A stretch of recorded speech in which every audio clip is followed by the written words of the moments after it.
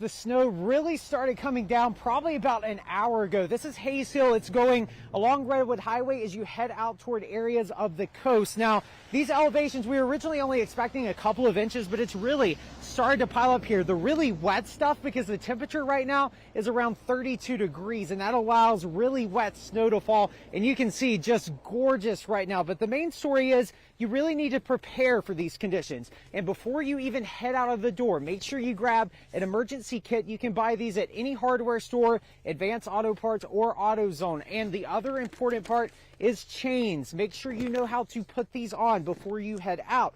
And then the real story is overnight tonight, when the snow starts to fall, you want to make sure you have these windshield wipers up, because when the snow falls, it's going to fall on the rooftop and it's not actually going to freeze your windshield wipers. And that way you don't have any issues in the morning and you can drive in conditions like this. Reporting in Hayes Hill, Holden Lecroy, back to you. Whoa, kind of fell a little bit.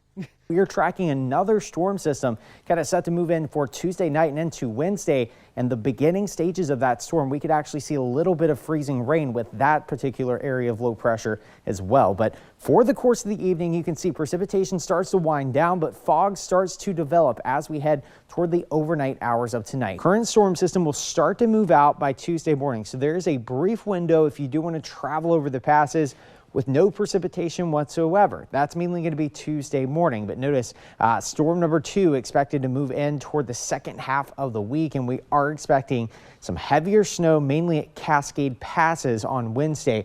But take a look out toward the east. This is where the bulk of the heat still is, and that is an accurate temperature. 102 degrees out towards Boise right now while we're dealing with the 60s. So it is a boundary between really warm and really cool air, and that's actually fueled the thunderstorms out there across the region today. I'm taking a look at the satellite. You can see the numerous lightning strikes we've had. This is just in the past hour, and we've had about 1,000 lightning strikes just between Lane, Lynn, and Douglas counties alone. That's not even counting these up toward the Portland area and down towards Medford. You had the wind today. It is going to keep on building as we start to see this change. The change being warmer temperatures. We're up to 83 on Wednesday, perfectly normal, but then we start to heat things up to more late July standards. These temperatures we typically see in the month of August, and we are seeing them a little bit sooner than normal. 100 degrees by Saturday afternoon, and we can honestly probably hit that on Friday as well as Sunday. So go ahead, check those AC, and also this weekend, make sure you check on the elderly and the homeless, because we are going to be seeing temperatures climbing all the way through the course of the weekend. It's not just the temperatures, it's how long it's going to last. You see this ridge building across much of the West Coast. These are anticipated peak high temperatures. We're not as bad as Redding, 118 degrees. Let's bring in Storm Tracker 9 meteorologist Holden Lecroy. Holden, what are the odds we're going to see this again tonight? Well, it's going to keep on going. The big story about tonight, though, if you missed it last night, you still get a chance. It's just going to be a little less intense out there. But let's go back in time, take a look at some of these images you guys seen. Albert had a few of those, but here's some that you guys sent us as well. Really across the board, best viewing, as expected, was the darkest spots in our viewing area, and that included up into portions of the Cascades. It's Friday, and you know what that means. Holden's Hikes time. Now we invite you to see some beautiful scenes at Crater Lake. That's on this week's episode of Holden's Hikes. Welcome back. This week we're at one of my favorite spots. We tried to come here last week, but it was a little too snowy, couldn't get up to the rim.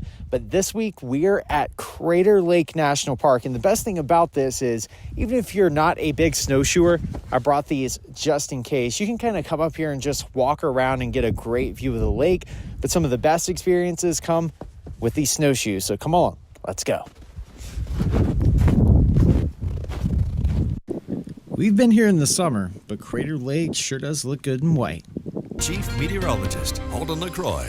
Welcome back. Hope you enjoyed the little bit of sunshine that we had today, because we are going to be losing it here in the next few hours. In fact, after sunset tonight, cloud cover is going to start streaming in, and eventually the rain will return for tomorrow night. Live look at Roseburg right now. Gorgeous sunset.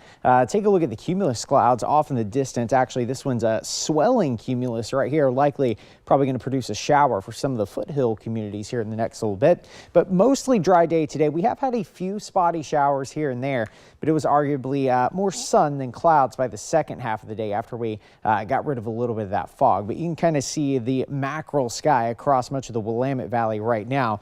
But let me tell you, get outside, take advantage of that last little bit of sun that we have, because we'll likely not see any glimpses of sun until next Tuesday. We have a storm system developing offshore. In fact, you can already see the cloud cover streaming in. And unlike this past event, this is some very tropical rich moisture. Area of low pressure is still way out there, but we're going to start to feel the effects of this as early as tomorrow night. Now, eventually this low pressure will move in, but it's not going to be until Monday. So it's going to be taking its time, bringing both wet and breezy conditions and also some pretty low snow levels. Now, here's the plume of moisture. This is why we're calling it tropical rich moisture. These deeper shades of orange and red, that's coming out of the Southwest Pacific to parts of Asia. So we're starting to see some of this moisture drifting north across the Pacific and up to the Northwest. It's like a fire hose aimed here across Oregon and Washington, and that is going to bring some pretty steady rainfall as early as Saturday night. So let's dive into those details. If you're headed out there this evening, it is going to be getting cold quick. Notice 11 p.m. already 39 degrees in Eugene. Make sure you have probably the puffer out tonight if you are headed out. Temperature wise tomorrow morning sitting at about 38 degrees, but you can see the wall of water holding offshore for the most part, but it will not last for long. Watch as it progresses inland. Showers as early as around 1 o'clock along I-5, earlier at about 11 o'clock toward the Oregon coast. Watch as it moves into the foothills, steadier rain at times, but notice how high the snow levels are. On Saturday and into Sunday, we're going to be dealing with snow levels all the way up to about 6,000 feet. Watch as the rain picks up, though. This is Sunday. This is going to be the washout, and eventually snow levels drop. Now notice Blue River, Oak Ridge, temperature still in the 40s, so you're not going to be encountering snow on Sunday. But once we head toward Monday night, there is a possibility, and we'll take a look at that. All right, here's rain totals over the course of the weekend, about 1 to 2 inches up into the foothills here along I-5.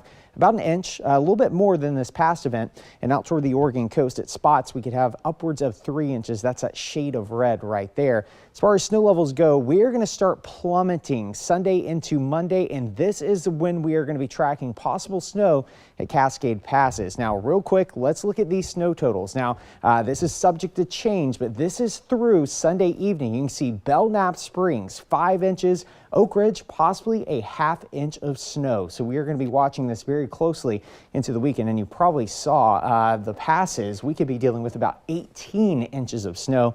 For the coast, though, rain and thunder arrives on Sunday. Scattered showers moving into Tuesday. Notice Tuesday is probably the best chance of seeing any sunshine across the region. That also goes for Roseburg. Notice pretty wet conditions persisting all the way into next Friday. Temperatures locked into the low 50s. For the Cascades, we have a winter storm watch in place. Heavy snow on Monday all the way down to 2,000 feet. And across the Willamette Valley, 47 degrees tomorrow afternoon. But Matt, you can see wet stretch of days. The next chance of sunshine possibly on Tuesday. Welcome to Oregon. Must have taken you 10 times as long to build that 7-day outlook than it does in July when it's nothing but July, it's like sunshine. sun. All right, thank you very much, Holden.